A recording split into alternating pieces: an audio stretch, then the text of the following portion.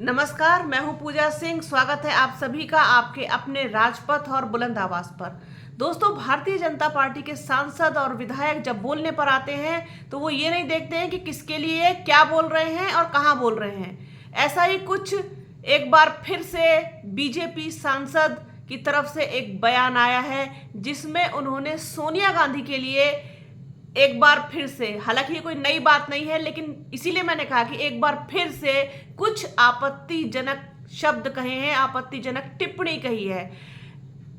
ये समझ में नहीं आता कि भारतीय जनता पार्टी के लोग आखिरकार कांग्रेस पर निशाना साधने की बजाय सीधे गांधी परिवार के निजी जीवन पर या उन पर व्यक्तिगत रूप से टिप्पणी क्यों करने लग जाते हैं।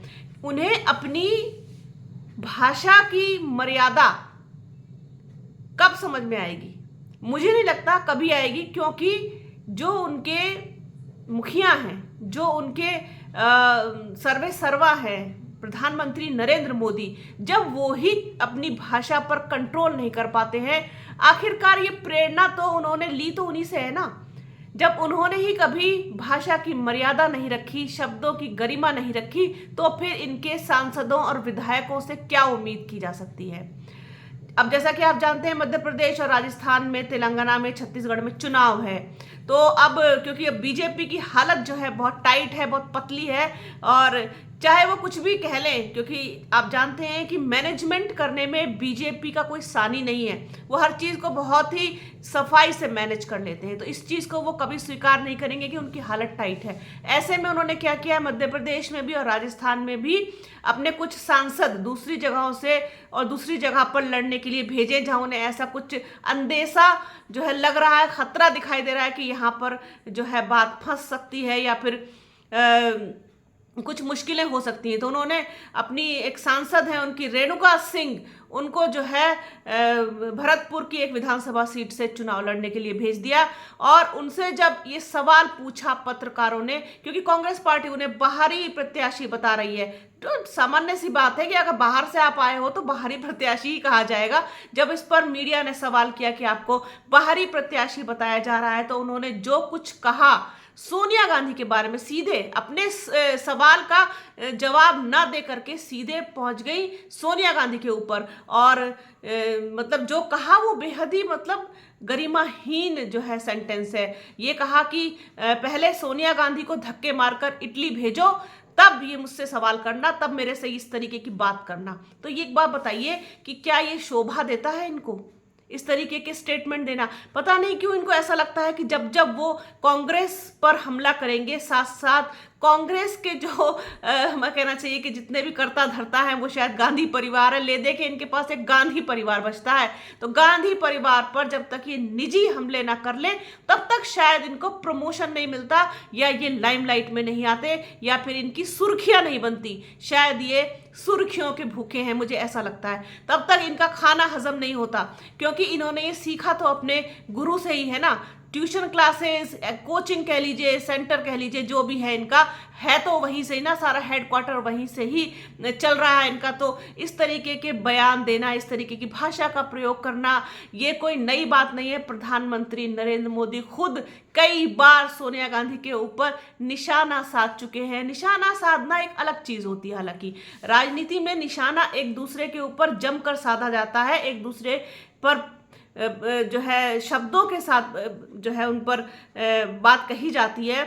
लेकिन जब आप अपने शब्दों की गरिमा खो दें, आप अपनी भाषा की मर्यादा भूल जाएं, तो फिर ये निशाना साधना नहीं होता, फिर ये व्यक्तिगत हमले होते हैं किसी भी व्यक्ति को नीचा दिखाने के लिए, उसकी बेइज्जती करने के लिए। आप जितना ज़्यादा मोदी ने जो है सोनिया गांधी को, राहुल गांधी को कहा, उतना ही ज़्यादा उनको जो है लाइमलाइट मिली, उनको और सुर्खियां मिली कि देखो यही है वो व्यक्ति जो वास्तव में इस देश का हितैषी है। बाकी नेहरू गांधी परिवार जो है वो हो गया, या फिर सोनिया गांधी हो गई, या फिर राहुल गांधी हो गए, ये इस देश के सबसे बड़े दुश्मन है, क्योंकि इन्होंने 70 सालों में तो कुछ किया ही नहीं।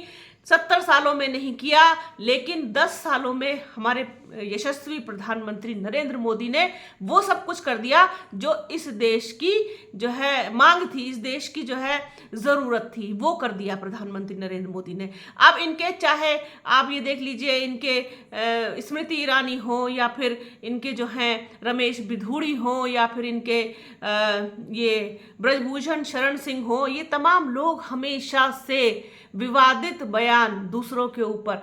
स्मृति ईरानी की बात अगर करें तो उनको जब कोई नहीं मिलता, जब उनसे कोई सवाल किया जाता है जिस सवाल का वो जवाब नहीं दे पाती, तो वो घूम फिर के कहीं ना कहीं से बस राहुल गांधी पर आ जाती हैं। उनकी सुई जो है आकर के राहुल गांधी पर अटक जाती है।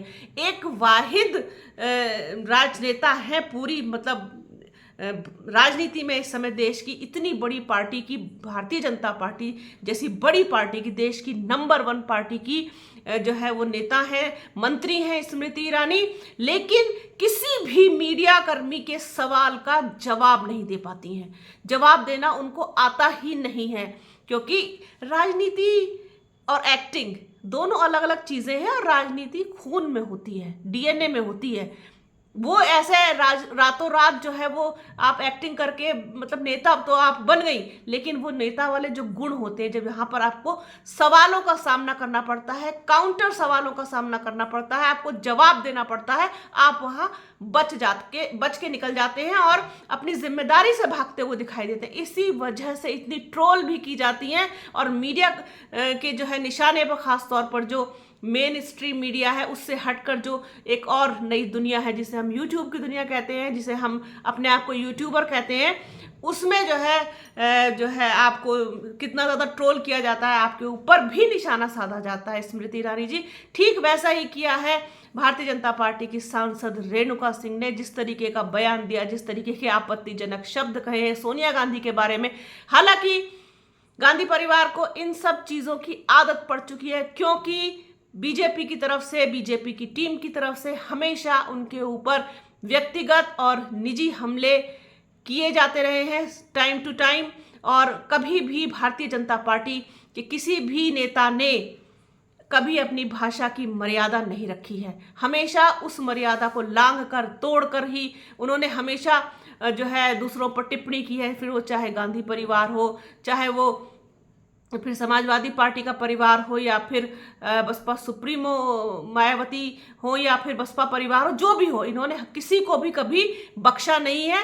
हमेशा दूसरों के लिए बहुत ही अमर्यादित बातें कही हैं, अमर्यादित टिप्पणियां की हैं, और इस बार तो सारी हदें ही पार कर दी। जिस तरीके से कह रहे सोनिया गांधी को धक्के मारकर इटली भेज दो, मतलब ऐसा लगता है कि मैं अगर अपने शब्दों में कहूँ तो मतलब सोनिया गांधी एक मतलब रोड साइड चलती हुई मतलब कोई मतलब पर्सनैलिटी है। मतलब क्या बोला जाए ऐसे में, मतलब उनका कोई अस्तित्व नहीं है। मतलब यूं ही है, उनको धक्के मार के कोई भी इटली भेज देगा और वो चली जाएंगी। अरे अकल के अंधों, अकल के मारो, थोड़ा सा तो सोच लिया करो कि क्या बोल रहे हो।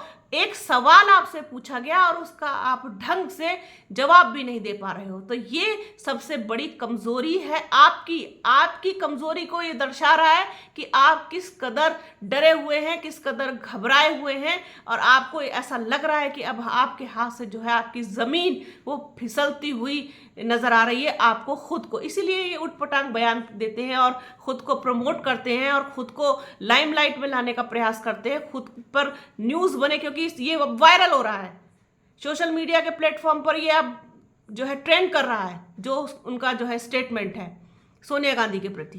तो इससे सोनिया गांधी को तो कोई नुकसान नहीं हुआ, लेकिन आप जो है निशाने पर आ गई। अब आप किस तरीके से ट्रोल होंगी, क्योंकि आप एक महिला होकर के भी एक महिला का ना तो सम्मान कर सकती हैं, ना उसकी इज्जत कर सकती हैं। आपको अगर कोई बात कहनी है और उनसे रिलेटेड कहनी है तो शब्दों का चयन तो कम से कम ढंग का कीजिए, शब्दों की गरिमा तो रखिए, शब्दों की मर्यादा तो रखिए।